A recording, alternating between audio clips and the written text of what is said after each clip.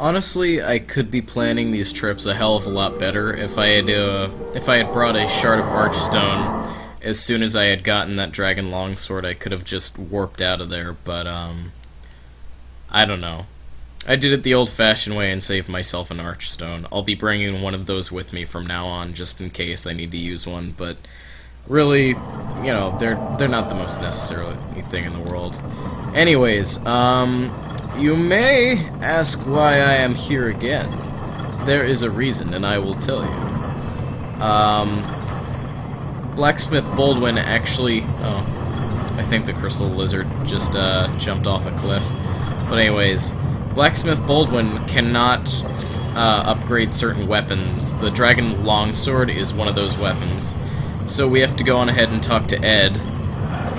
What be your need? And, If it be a blacksmith, then show me some coin. If not, head straight for the door. Yes, I know. But if we want to upgrade the Dragon Longsword, we have to go to Blacksmith Ed here. And he's the only one who can upgrade unique weapons like these, so yeah. Nice thing about the game... Oh, we need Cloudstone to upgrade that, okay. Nice thing about the game is that you don't need to bring the ores with you. All of the ores from your inventory are all automatically transferred into this little thing, so you don't have to bring them with you if you plan on upgrading. All done? Let me go. I'll walk alone. But anyways, that's just for convenience sake. But yeah, as you can see, I didn't bring any. Oh, I did bring some ores with me. I brought the pure hardstone, the pure sharpstone that we got from last episode. That was really lucky. I think that really gave a good idea of the Wanderer's luck stat and how good it is. Because that was like a really nice find. Or, you know, I may be making a fool of myself. I don't actually know if that's due to the Wanderer's luck stat or if you just get that. I don't know if like predetermined drops changed based on luck or anything. Well, I remember you. They might. I don't know. I'm glad I found you. I found some really nice trinkets. No, I think you always find long those. Acquainted, so I'm willing to part with them at a special price, but only if you buy today. So this is Patches again. He appears as a shopkeeper in the Nexus, which is useful in some ways, but in other ways, he's not great. But yeah, if you ever see rings, don't buy them, because you'll always find them at some point during the game. And as far as arrows, you can buy those. That's a good idea to buy stuff like that. But otherwise, most everything you can find is random drops. And you'll find random drops pretty often, especially in Boletarian Palace. Well, do as you please, but you may yet regret refusing my offer. Yeah. Okay. So, anyway, we're gonna head over to the Archstone of the Small King. We're going back to the Phalanx Archstone. I don't think there's anything in particular we need to bring for this trip.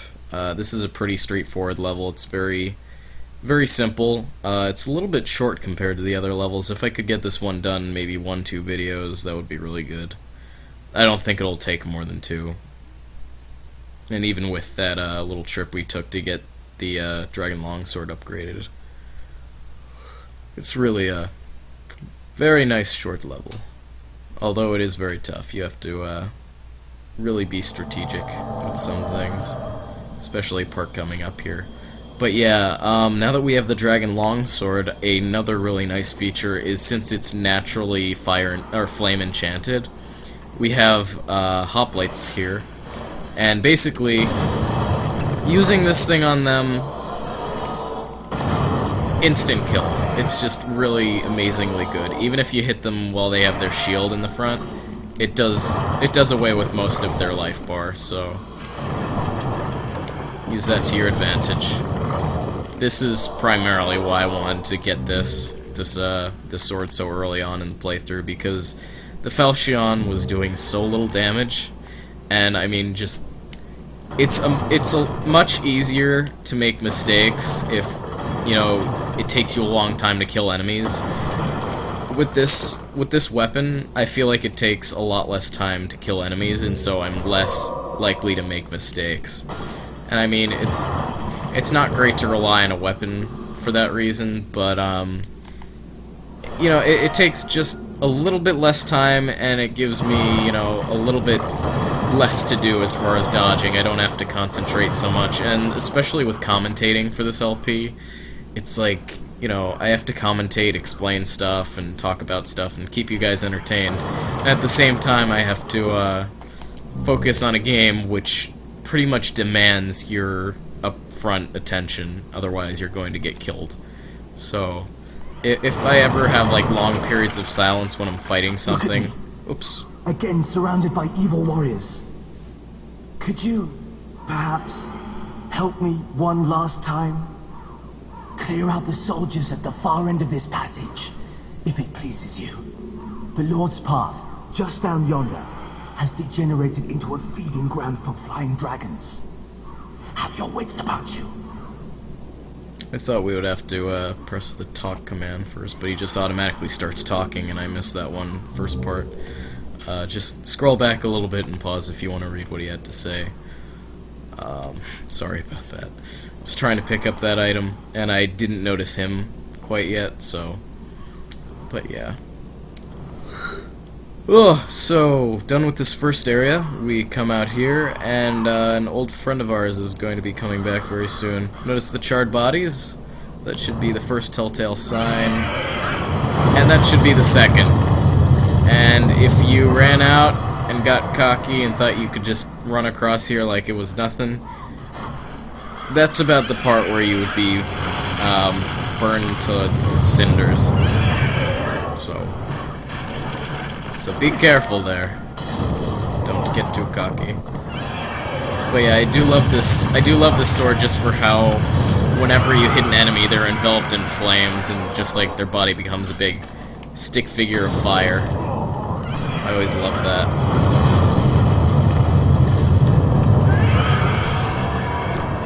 Wooden catalyst, right there, that's going to enable us to cast spells as soon as we get some. We have to buy spells from the various magic vendor type people in the Nexus, and we'll be doing that very soon, but for now we don't have to worry about that too horribly much. Now, just gonna get some Crescent Moon Grass, because I don't want to run low going through this level.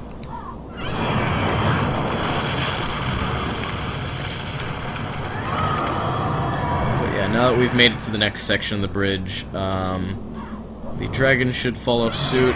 There he comes.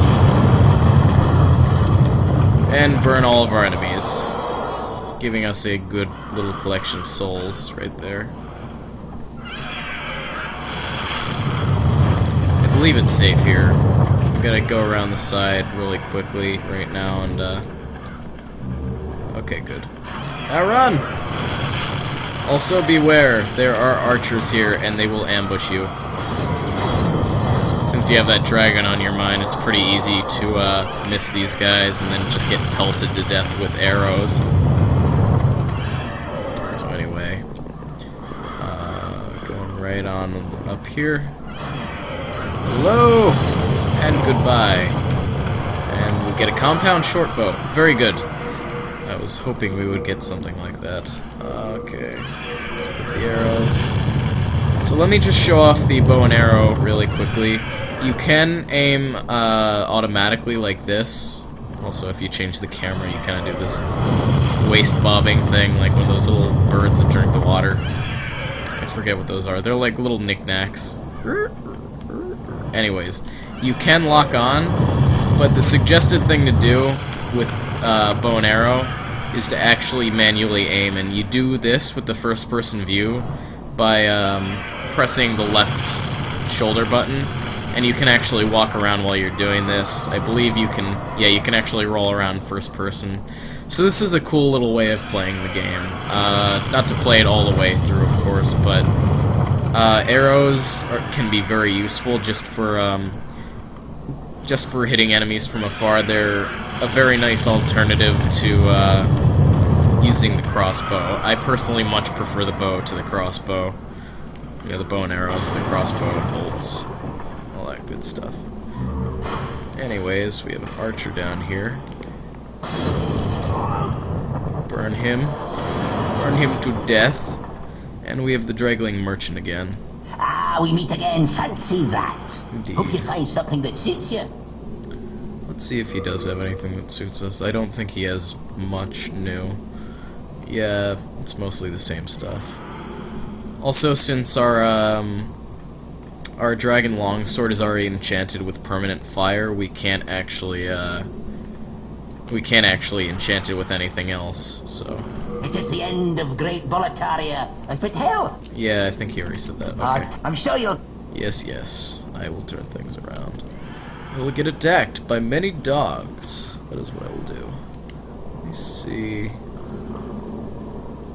I know there's some... I can almost see something moving.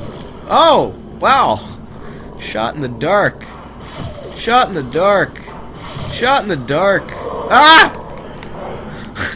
I got too happy about shooting dogs in the dark. Oh god, another one. I thought you were all gone. That was fun. Wow. That actually did help us quite a bit, because that took out 3 of the 5 wolves. Anyways, we're backtracking now because we promised Prince Alant, or Ostrava of Boletaria rather. His real name is what did I just say? His real name is Prince blah blah blah of Boletaria. It literally just slipped my mind as soon as I said it. Did I say Alant? Because that's not actually his name. It's something with an A and an L. I don't know. See where my mind is? I'm just... No wonder I keep dying. I'm just being so silly and... God. Blah. My brain, it is not working on this day. I hope that makes it more entertaining for some of you. At least serve some purpose. Oh, push him. Stab him.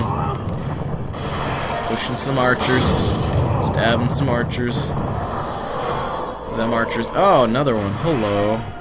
2 of them. And we get a ring of gash resistance. That protects against bleeding, so if somebody is fighting you with a curved blade, you can put that on. Honestly, in situations of, like, PvP, you're not going to have enough time to do that, so it's kind of pointless, but it does have some uses against certain enemies. Certain enemies will make you bleed, so be careful of that. Anyways. Thank you. That makes twice. Thanks to you, I can now forge ahead. This is a token of my gratitude. Please accept it. And that's the last tier of grass, the Dark Moon grass. We've seen all of them now, I believe. So yeah, that heals all of your health, regardless of how much HP you have, and it also, it heals all status ailments. So if you're poisoned, if you have the plague, Dark Moon grass will automatically heal you up and take away any ailments that you have, like poison or anything like that. So he has a bolt. Let's go talk to this guy. Not a single person left. Why on earth? How did all of this happen? Father! Father! Whoa! I thought he was gonna stab me for a second there. Father! Temper tantrum ensues. I die in the battle. Congratulations, you've just died to the most sissy NPC in the game. I'm not saying anything bad against Ostrava. He's a pretty cool guy, but... Was it Ariona? No, that's not it. That's a girl's name. It befits him. Is there anything up here? Okay, we've already been up here. We've been nearly everywhere. I think we're gonna have just enough time to get up to the boss, and then stop for next video and do that next time. If I don't die, that is. Wait, am I backtracking? No, I'm not. Okay. Oh, I didn't go far enough. That's silly of me. Well, you know, no big deal. Just run like hell. I think most of that stuff is Crescent Moon Grass, and there's one Stone of Ephemeral Eyes down there, so not anything worth dying over. Not yet. So, yeah, just ignore that stuff. I've already killed everybody up there, I believe. Alright, and here's this dude. And he is no more. Get out of the way. Kick you. I kick you out of the way. Oh, hello. A fellow flame sword user. No longer. I like how he bounced off the horse like that. Pretty entertaining, this game. In all the best unintentional ways. Okay, this is dangerous. Keep your shield up at this part. As much as you can, anyways. Or there are things to worry about, such as the dragon behind you, the blue-eyed knight who's coming towards you, the archers who are constantly getting in your way while you're trying to fight the blue-eyed knight, chipping down your health little by little, killing you slowly with their song. Ah! Yes! Take a nice flame through your gut. How do you like that? How does that taste on you? Not very good, I think. Alright.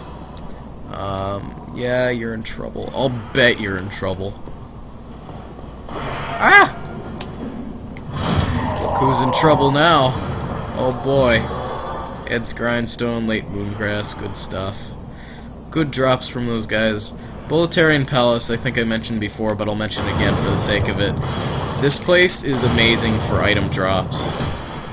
Or for healing item drops, and I guess item drops in general, but primarily in World 1-3, it is very easy to get New Moon Grass and Full Moon Grass from like all enemies. They literally just hand you, they hand you grasses, which is really nice. So 1-1 and 1-2 are alright, they give you some good stuff, but 1-3 is where you start really getting nice health pickups. Like, you can even get Dark Moon Grass, I think. One of my friends who plays this game, I think they grind it up to like 99 Dark Moon Grass, if not more.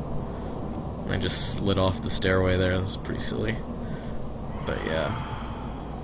You actually can drop down and save yourself a trip, but that does do a little bit of damage. See right up there, you can actually see the sky. There's a little hole that we passed by there. But I didn't feel like jumping down it, so... Anyways, it appears to be locked. We can't access that area until we're well into Area 1-3. But anyway, I'm gonna stop it off here, after we watch some bloodstains for entertainment. But I'm gonna stop here. He just instantly died. And next time we will face off against the boss of this area, the Tower Knight.